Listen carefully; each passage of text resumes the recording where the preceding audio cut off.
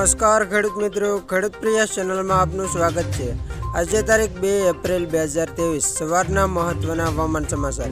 ચેનલમાં નવા આવો તો સબસ્ક્રાઇબ કરી લેજો। ખેડૂતો પર ફરી ચિંતાના વાદળો ઘેરાયા। એપ્રિલમાં આ તારીખે ખાબકશે વરસાદ।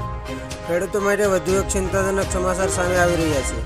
રાજ્યમાં વધુ એકવાર વરસાદની આગાહી કરવામાં આવી છે। આગામી 3 દિવસની કાળઝાળ ગરમી બાદ 4 અને 5 એપ્રિલે કમોસમી વરસાદની આગાહી કરવામાં આવી છે। રાજ્યમાં કમોસમી વરસાદને કારણે ભર ઉનાળે ચોમાસા જેવો માહોલ સર્જાયો છે। ઉનાળાની શરૂઆતથી કમોસમી વરસાદ વરસતા ખેડૂતોની હાલત કફોડી બની છે। માર્ચ મહિનાની વાત કરવામાં આવે તો માર્ચ મહિનામાં આ વખતે 5 વખત કમોસમી વરસાદ વરસ્યો હતો, ત્યારે હવે એપ્રિલમાં પણ વરસાદની આગાહી કરવામાં આવી છે।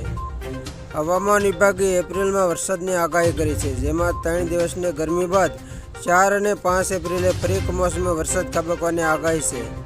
ત્યારે હવામાન વિભાગની આગાહી પગલે ખેડૂતો ચિંતામાં મુકાયા છે। આ વખતે કમોસમી વરસાદે ખેડૂતોના પાકને મોટું નુકસાન પહોંચાડ્યું છે, ત્યારે વધુ એક વખત કમોસમી વરસાદની ચિંતાજનક આગાહી કરવામાં આવી છે। હવામાન વિભાગના જણાવ્યા મુજબ રાજ્યના અમુક ભાગોમાં એપ્રિલના પહેલા સપ્તાહમાં માવઠું થવાની શક્યતા રહેલી છે। હવામાન વિભાગે આગાહી કરતાં જણાવ્યું હતું કે આગામી 3 દિવસમાં મહત્તમ તાપમાન 2 થી 3 ડિગ્રી વધી જશે। ત્યારબાદ ફરી એક વેસ્ટર્ન ડિસ્ટર્બન્સ આવશે, જેના કારણે કમોસમી વરસાદ થવાની સંભાવના છે।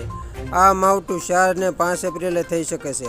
હવામાન વિભાગના જણાવ્યા મુજબ ખાસ કરીને 4 એપ્રિલે કચ્છમાં થંડરસ્ટોર્મ એક્ટિવિટી સાથે વરસાદની શક્યતા રહેલી છે, જ્યારે 5 એપ્રિલે બનાસકાંઠા, સાબરકાંઠા અને કચ્છમાં થંડરસ્ટોર્મ એક્ટિવિટી સાથે કમોસમી વરસાદ વરસી શકે છે, જ્યારે અન્ય જિલ્લામાં વાતાવરણ સૂકું રહેશે તેમ હવામાન વિભાગે જણાવ્યું છે।